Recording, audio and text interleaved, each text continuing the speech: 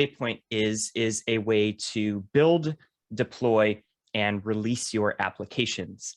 Waypoint provides a really nice framework to get that up and off the ground and running, because typically, I'm sure that anyone that's worked with applications in the crowd has dealt with, we do things a little bit different here whenever you start a new project or work with a new company or work with a new team. And Waypoint is looking to get rid of that and provide a nice interface to work with those applications and build them, no matter if it's mostly containerized applications right now is the focus. But if you want to deploy to Lambda, if you want to deploy to Kubernetes, we have you covered. So let's go ahead and get started and kind of talk about some of the components that Waypoint has. Let's start with the UI for Waypoint. So if you want to get started with Waypoint, say you're on a Mac OS machine, you can use Homebrew to go ahead and install that. So it's as simple as brew, install Waypoint. I've already done that behind the scenes and before this call, so I'm good on that front. I'll go ahead and show you that I'm using the latest version of Waypoint, which is 0.4.1. Let's go ahead and do Waypoint UI authenticate. This is going to open up a web page for us to show Waypoint on the web and all of the projects that we have currently. I've gone ahead and initialized and set up one project to get this GitOps demo up and running for us. So this is the Waypoint UI. It's organized in projects. And so right now we don't have a good way. We're currently thinking through some good ways to have, say, if I have a GitOps project, for example, like this one, and if I wanted to have integration, staging, production, different types of environments, we haven't really gotten a flow for that ready. So that is still something that is in the works. And then you can also see that I've gotten this installed locally. Waypoint comes with an installation command, and you can target what platform you want to install the Waypoint server on. Waypoint is available for Docker, which is how I have it installed here. A little bit later, we're going to show you what that's like to install it on Kubernetes. And then with Waypoint 0.4, we also released the ability to deploy to ECS as well. So more of those will be coming. And there are quite a few more available today. So wherever you want to run things, your applications, and even the Waypoint server, we have options for you. So clicking into this, what is this demo exactly? So this code is making use of Waypoint's GitOps workflow. What that allows us to do is to pull a repository with, if it's public, we don't need any authentication details. If it's private, we can provide those. I'm actually going to jump one screen back and click in here to manage settings. So you can see that I've put this Waypoint URL, which is that demo repository I shared in the chat. I've specified that I want to follow the main branch. And then inside of the GitOps folder is where I'm going to be looking at that code. You'll see that I am not using any authentication because this is a public repository, just to make things a little bit easier to demo with y'all today. But there are options available here. And then in the upcoming 0.5 release, that we've started to tackle some OpenID Connect and other authentication items there. So making the login and tokens and all of that experience a little bit better for y'all is our hope. You'll see that I've turned automated sync on, and I'm referencing my Waypoint HCL configuration in the project repository. So this is all fine and dandy. Let's actually take a look at that Waypoint HCL file itself and kind of walk through what's going on with that. So I'll go ahead and bump this up a little bit as well. I'll extend the screen, and then I think I can set change language mode.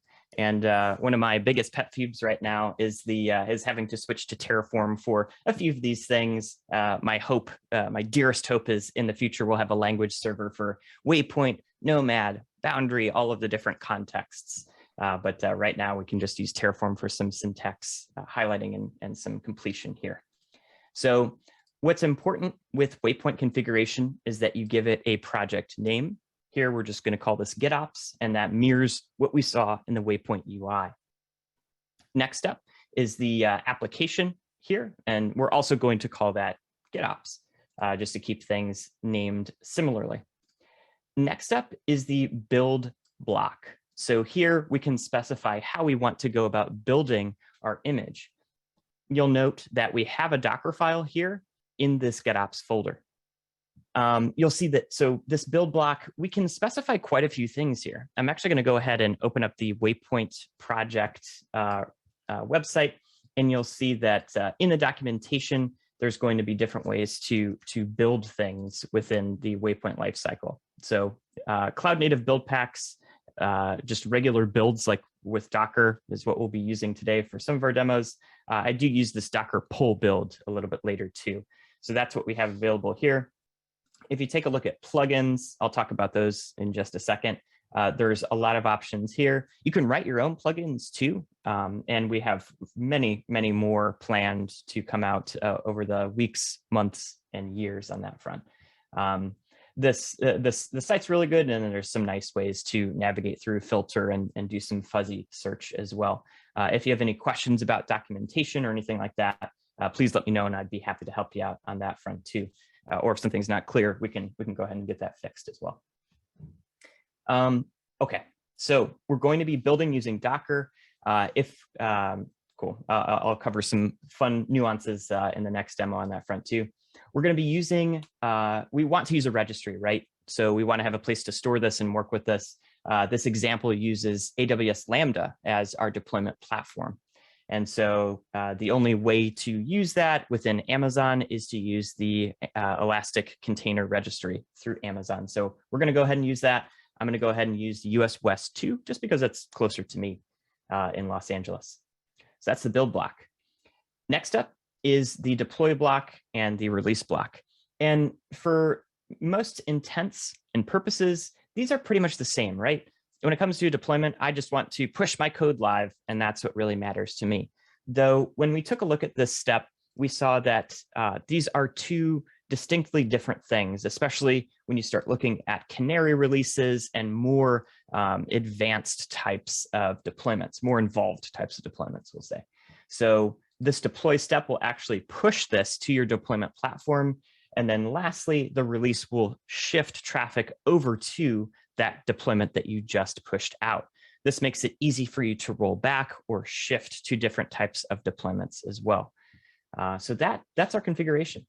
I've already gone ahead and deployed this application. So if we jump back in here, if we jump into our UI, we can use the CLI, but at this point in time, I think just for demos, it makes it a little bit easier to follow along with and understand the context for everything within this UI. So don't fret, you still have a CLI option available for you as well. I'm going to go ahead and click this. This is going to an ALB, and it looks like we have some issues here, right? It's not Monday, it's Wednesday. And is this a question or is this a statement? We probably want to fix that. I'm going to go ahead here. There is one thing I did forget, and that was to put in my name. This just uses just a URL parameter. So I could go ahead and put this in and give it my name, and there we go. So we're a little bit more correct, but not quite there yet. Let's go ahead and fix that. I'm going to go ahead and jump here into my code, into this handler.rb. And we can see this is a pretty simple Ruby script, right? Happy Monday, and here's our question mark that we want to fix. So let's go ahead. So actually, let me do this. Day ending in Y. It's a little bit more correct, and let's use single quotes for that. All right, and let's give this an exclamation point to give it a little bit more oomph. Yeah, we're just, necessary features and making sure that those are all taken care of. Okay, so we have our code in the state that we want. Let me go ahead and open up my terminal once more. Make sure that all my changes are staged here. So let's go ahead and add that handler and update greeting to be on the proper day. Awesome. I'm going to go ahead and push this up. And then here in a second, we should see Waypoint trigger and rebuild this and deploy it based on the settings that I have configured. So how is this happening?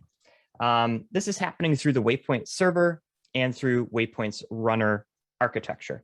So if I go ahead and do a Docker PS, we'll be able to see that I have 2 containers running here. In the last demo, I'll show you the Waypoint server installation step, so don't fret. When you do that step, Waypoint installs 2 things. As of, I believe it's Waypoint 03, it installs 2 components, and that is the Waypoint server, which is handling all of the API requests and managing all of these objects, and then the runner, which is actually polling and looking for any changes that have been done to the code. What's nice about the Waypoint runner is that it allows for configuration to be set there as well. So with Amazon, I actually have to give it some credentials. I set those up before this call, so I didn't have to share them on my screen, but there is a way to reference and get those credentials.